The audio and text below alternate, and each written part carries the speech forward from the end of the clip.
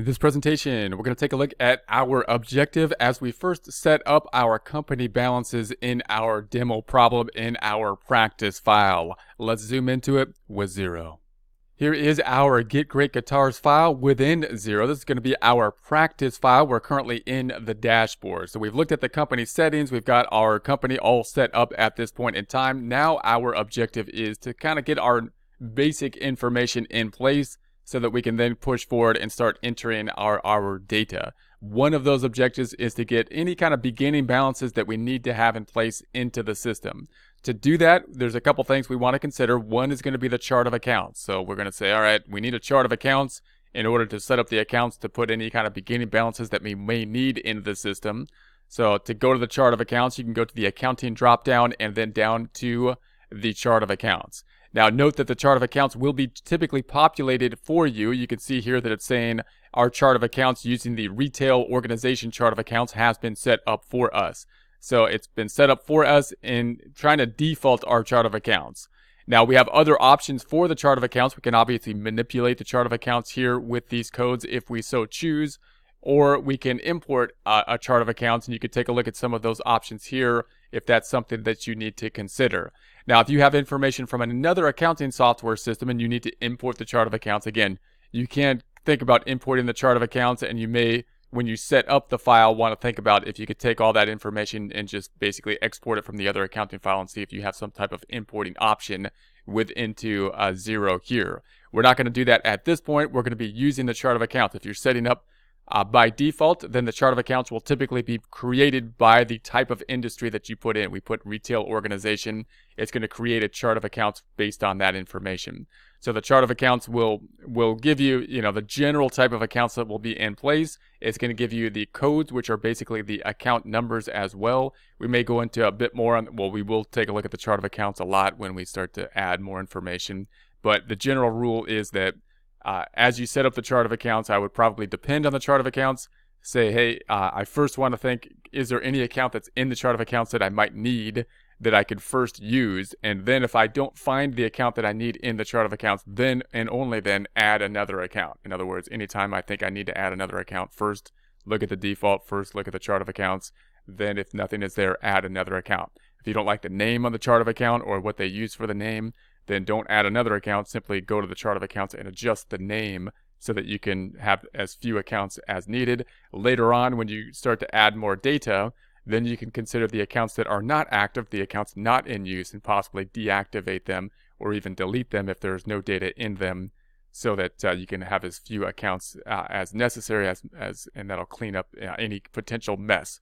Now, the next thing we want to consider is if you're going from one accounting system to another, even if you're basically starting from scratch, you may still have some data from a prior accounting system. In other words, you might be saying, hey, I have another accounting system, possibly in some other accounting software. I don't want to transfer all the data over to the current system. I simply want to be in the other accounting system for anything that I need prior to that data. I just want to enter basically the balance sheet as of the starting of the new time period so that I can then enter any of the details going forward. So that's one option you might have. You might say, hey, if I want to do anything prior to this time period, it's in the other accounting system. Then I want to take that information, put it into the current accounting system, and move forward from this time in our current software. So if we have that option, then we're going to want a balance sheet from the prior accounting system or a trial balance that we can then use to enter the beginning balances into the current system. Again, not all the detail, just the current balances, so that we can then enter the detail going forward. So pushing forward, we're in Xero. Going back prior to that point, you're going to the other accounting software and going to have to sort through whatever is there.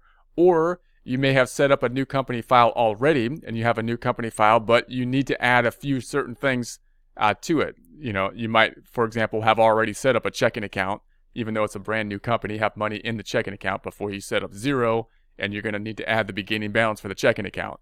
You might have some other things like people owing you money already that you're going to have to already put into the system. You might have things like machinery and equipment that you have to put on the books in some way, and you need to set up some of these standard kind of balance sheet type of items. You might owe some people already. You might have a credit card outstanding already at this point in time. You might have a loan outstanding.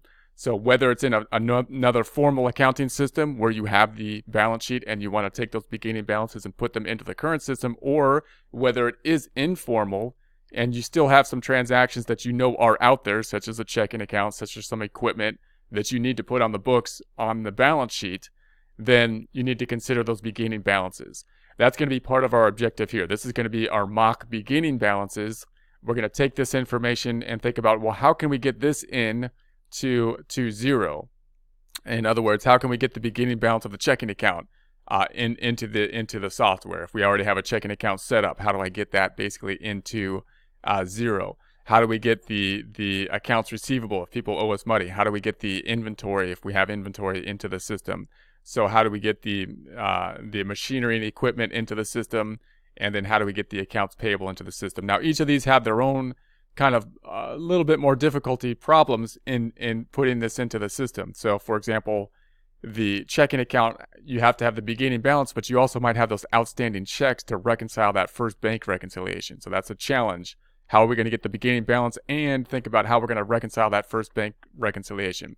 Accounts receivable has a subsidiary ledger based on who owes them money. So we need to know the customers as well. We'd like the detail, not just of the payable here, but of the receivable, but also the people that owe us money. Inventory, if we're going to track inventory within Xero, we need the amount on the books, and we would also like to see some kind of tracking supporting documentation of the inventory items, what items are in inventory if they are a physical inventory. Machinery and equipment, we may have the machinery and equipment and may have depreciation that we might want to consider depreciation with it. Accounts payable, that's who we owe money to. We can put the balance on there, but we also want to know who we owe typically. So we might need a vendor list to list out who we owe that $15,000 to. Credit card, we got the credit card information there. We might then want to think about how we're going to reconcile the credit card statement. And then the note payable, fairly straightforward on the note payable. And then the difference in all that is going to be in some format in the equity section. So we're going to consider each of these accounts. How can we put this information into the system in such a way that we get the balances in there as well as the supporting documentation that will be necessary for many of them?